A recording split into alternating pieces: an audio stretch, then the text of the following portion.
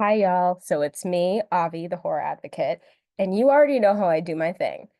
Welcome to THA's Thirst for Holiday Horror.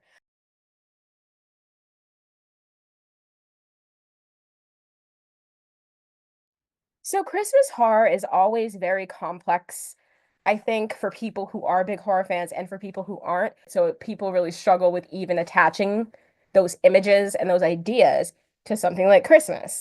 Christmas horror has such a wide range, but it gets buried a lot of the time because people don't know what to look for. And they're also very averse to interpretation. So if a film isn't outright telling you that that is what's going on, a lot of people just don't even know it exists. So that's where I want to start. It can go as far back as something like Curse of the Cat People from 1944.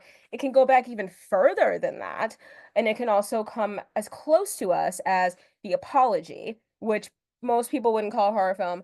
I have my own way of interpreting it as a horror film, and for me it's not debatable. It's your personal opinion if you don't think it should be on my list, but I know, so it's on my list. The remake isn't perfect, but you can still tell that there is effort. You can tell the people who made it are actual horror fans. And for me, that's more important than whether we remake something or don't, or whether something's exactly the same as the remake or not. It's just that's not really what's important to me. As long as I can tell that the film was made with love and passion, I can accept it as part of the canon. So these are my thirst for holiday horror anti-typical film recommendations.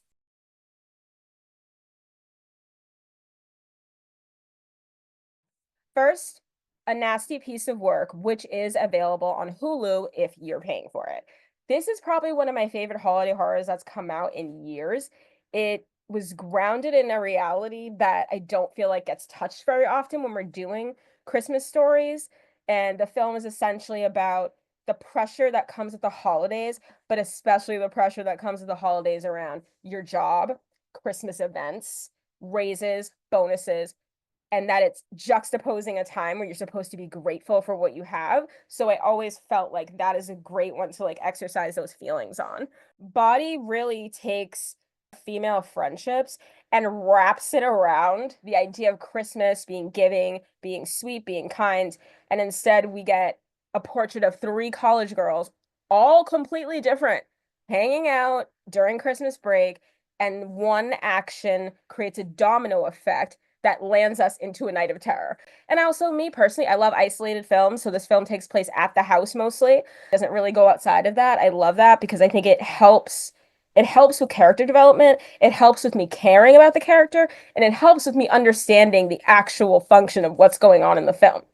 Sometimes when we're moved out of places in films or we go too many places, it's almost like it loses its humanity or its vulnerability. And I think when you're isolated into one place in a film, like things are a lot more potent and you can see things unraveling a lot faster because there isn't a whole bunch of distractions.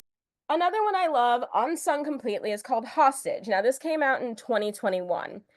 It's the obligatory Christmas movie about burglary. How Christmas at times can act like an infection. It causes them to do things that they wouldn't normally do. It threatens their health and sanity.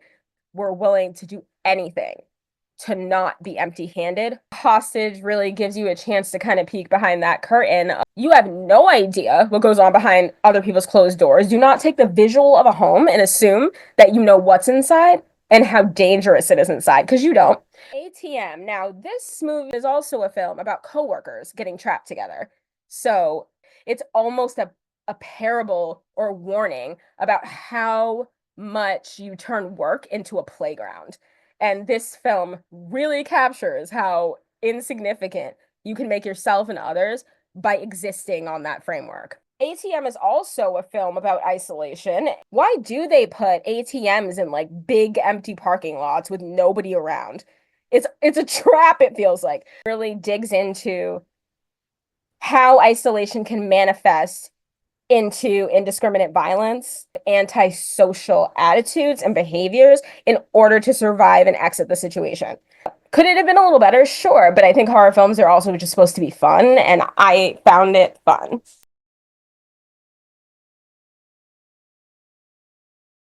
If you're looking to a sea of film and shades. And what I mean by that is iterations, timelines. Then this next one might work. The Children, 1980, and The Children, 2008, you could watch back to back. And then you can develop an understanding and a vision for the cultural climate the film was made in. I'm very into films about the erasure or the monstrosity that is emanated through childhood, especially childhood culture in America. So it's a really good film for that. And it's nice to have two versions that you can kind of look at side by side. Now, when I say look at two versions, I am not encouraging comparing.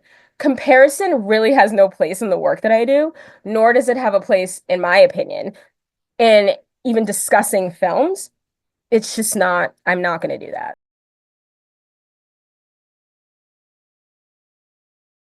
Now, if you're looking for some classics or you want to go kind of far back, I have you covered there too. Everyone knows about Black Christmas. You don't even need to be a horror fan to know that that movie exists.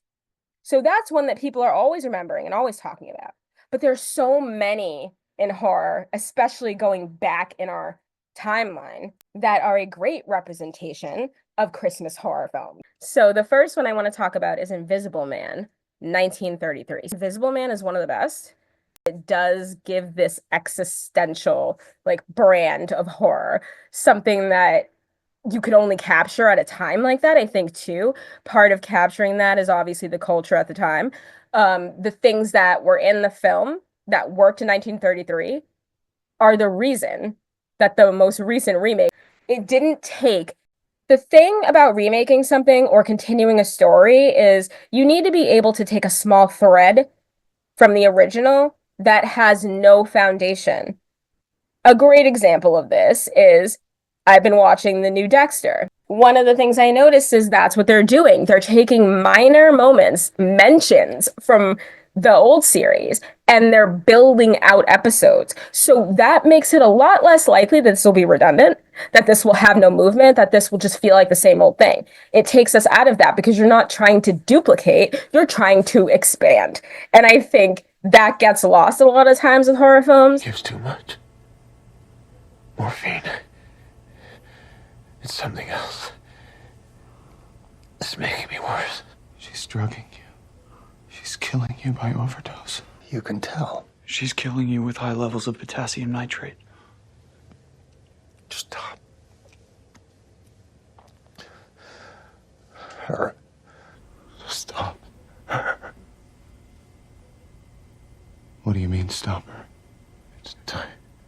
Who Slew Auntie Roo? So this is one of my favorite childhood early connections to horror being juxtaposed with joy or good times or basically the corruption that's underneath the facade is a lot of what Who Slew Auntie Roo is about. There's a lot in there with how Christmas holidays affect our ability to hold people accountable. As much as that might be theoretically a good idea, Who Slew Auntie Roo is a good example of how the real disservice that you're doing is pretending there's no corrosive aspects to what we are celebrating culturally, to what we are uplifting culturally. But I couldn't make a video without including Silent Night, Deadly Night 1 and 2. So Silent Night, Deadly Night 1984, Silent Night, Deadly Night 2, 1987, when I was born. So good one. And it's about how the trauma of the holidays can become your whole person and how those traumatic events can affect you. It was also a really powerful film about imagery. There's an incident in the beginning of the film, and the person is wearing a Santa suit. So now a child is confused and also has their guard down for violence, and so does their family. The idea of Christmas, the idea of Santa, those are disarming so that people can get to you, so that people can manipulate you, so that people can hurt you at their will. That is the power of Christmas. So Silent Night, Deadly Night 1 and 2 really explore childhood trauma, how it develops, how it manifests, and how we who are not part of that trauma, how we get to interact with that untreated wound someone is walking around with. So they're both really ridiculous films, but I mean, I love those, so I still like it. Watching Santa, or someone dressed in a Santa suit, like break down a door with an axe, like for some reason that just works for me. And so I'm always going to enjoy those films. The Apology. For those of you who have not seen this film, I would say go in with some guards up, some armor, because the subject matter is very traumatic. But I would also say go into it having not explored much, because it is maybe the best example I've seen in many years of dialogue-driven horror films.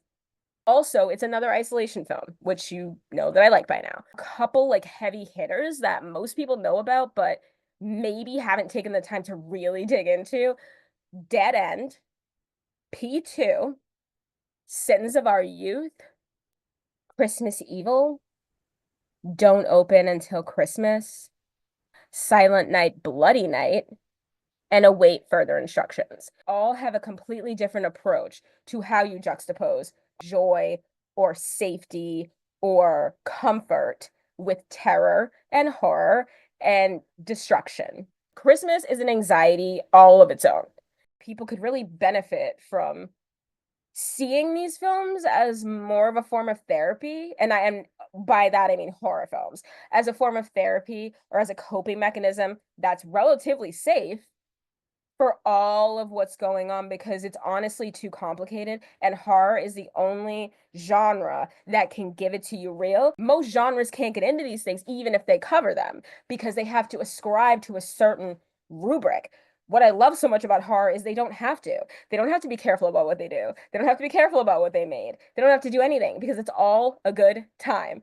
Horror films always make money, but one thing about that particular genre and the industry within that is independence and experimentation is the tops. That is what they are most concerned with. And so I enjoy watching people take the same old story about Christmas and struggle and execute it in completely different fashions. So this list really encompasses that, and people are really missing out on those, because those are the hidden gems that you might actually enjoy that you never really would have went to look for. But do not limit yourself to what you already know about the subject and how it's being delivered to audiences through film.